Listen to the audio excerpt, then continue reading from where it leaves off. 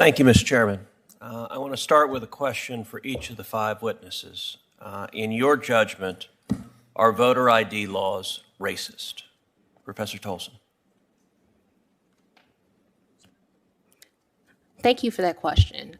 So it depends. One thing we have to stop doing is treating all voter ID laws as the same. Okay, so your answer, I want to move quickly, so it depends is your answer? Yes, that's my answer. Okay, so what voter ID laws are racist?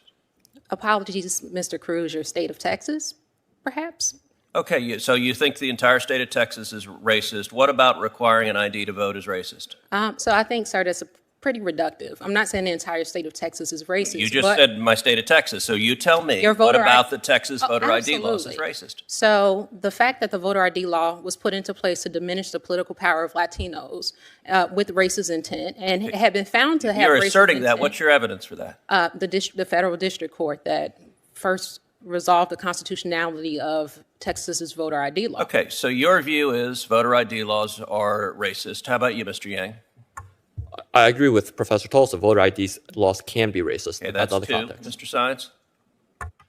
There are some voter ID laws that are racially discriminatory in intent. How about in practice? In intent, fine, you say there's some racist with a malevolent intent lurking in the back of their mind.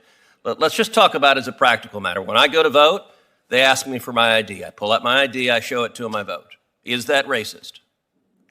If the law that requires you to do that was motivated by racially discriminatory intent what about the under effect? our Set Constitution. aside intent. Set aside intent. I'm asking about the effect. Yes, in effect, I think that there are discriminatory effects from a number of voter ID laws. Okay, thank you, Ms. Reardon. I'm going to give the witness a chance to answer the question. Go ahead, Mr. Sine. Yes, in effects, I think many voter ID laws are discriminatory. And in design, they are designed to have that effect. Okay, Ms. Reardon. No, sir. Mr. Van Spakovsky. No, particularly because every single state that has passed an ID law has put in a provision to provide a free ID to anyone who doesn't have one. The turnout numbers show it has no effect, and I would remind everyone that the current version of the Texas voter ID law for in-person voting, the Obama administration agreed in court, in a court filing, that they were satisfied with it and that it was not discriminatory. You know, I have to say this is the wildly partisan nature of the Democrats' proposal. The record should reflect all three of the Democratic witnesses invited by the chairman maintained to this committee that voter ID laws can be, in many instances, in most instances, I think of the various ways they formulated, are racist. So let me tell you who disagrees with that. 35 states across the country disagree with that because 35 states have voter ID laws in effect. But not just 35 states. 81% of voters in America disagree with the radical views proposed by the Democrats and the Democratic witnesses. Not just 81% of Americans. 77% of black voters in America support voter ID laws. 78% of Hispanic voters in America support voter ID laws. Maldev should think about that. 81% of low-income Americans support voter ID laws. And yet, what this bill is about is putting radicals in charge of saying if you require an ID to vote, that is racist and must be struck down. This is all about partisan power. Now, DOJ has also said, under the Biden administration, that it is not going to presume that a state acts lawfully if it simply returns to pre-COVID voting laws. Ms. Reardon, Mr. Van Spakovsky, what does that tell you if they say after a pandemic, if you go back to the laws that existed before, DOJ is not going to assume that that's okay? What does that tell you about the partisan nature of DOJ? By issuing the guidance that they did, it says to me that what they would like to do is make permanent the emergency procedures that were instituted by many states through litigation by the DNC throughout the country prior to the 2020 election. And they would like those to be permanent. And so rather than understand that they are temporary, they are going to go after states that designed to go back to their original election procedures. Well, and I think they also think Democrats did well under those emergency procedures, and so keeping those emergency procedures in place will predictably benefit Democrats. I would note, in addition to disagreeing with the vast majority of the American people, the Democratic witnesses and the Democrats here also disagree with the United States Supreme Court. When I was the Solicitor General of Texas, I represented a coalition of states defending Indiana's voter ID law.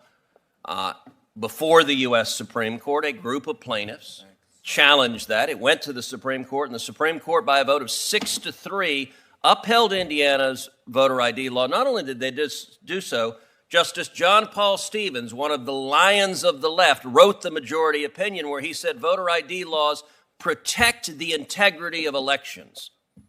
And yet, sadly, too many Democrats today don't want to protect the integrity of elections.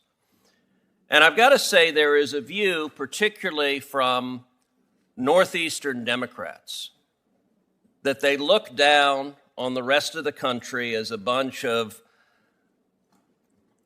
bigots and overalls, their Southern cousins who are too oafish to be as enlightened as they are. And I have to say, there's an incredible hypocrisy in that states like Georgia and Mississippi have a higher black voter registration rate than states like Connecticut, the chairman's home state. They have higher black voter turnout rates than states like Connecticut. They have a lower gap between black and white turnout than in states like Senator Blumenthal's Connecticut.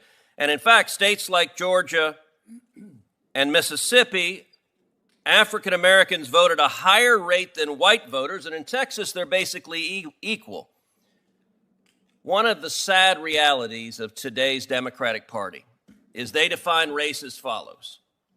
If you're a Democrat, you qualify. So under the Democratic view, I'm not Hispanic. Senator Padilla is.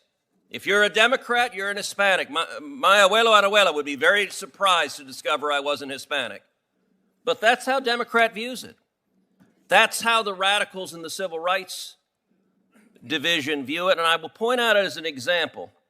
This committee, one new federal district judge in the state of Texas, Jason Pulliam, is an African-American judge nominated by President Trump, sat at this table, presented superbly. The Democrats had no criticism, and every single Democrat on this committee voted against him. Why? Because they perceived him as a black Republican. He didn't qualify as a black man. The Democrats were voting against Judge Pulliam. Do you have one basis to vote against him? Anything you disagree with, none of them had any single answer at all. This hearing's about one thing, it's about power, and it's about ensuring Democrats stay in power. That's cynical, and it's at the expense of democracy and the right of voters to express their will through free and fair elections. I'm going to ask my questions now and just begin by saying this hearing has nothing to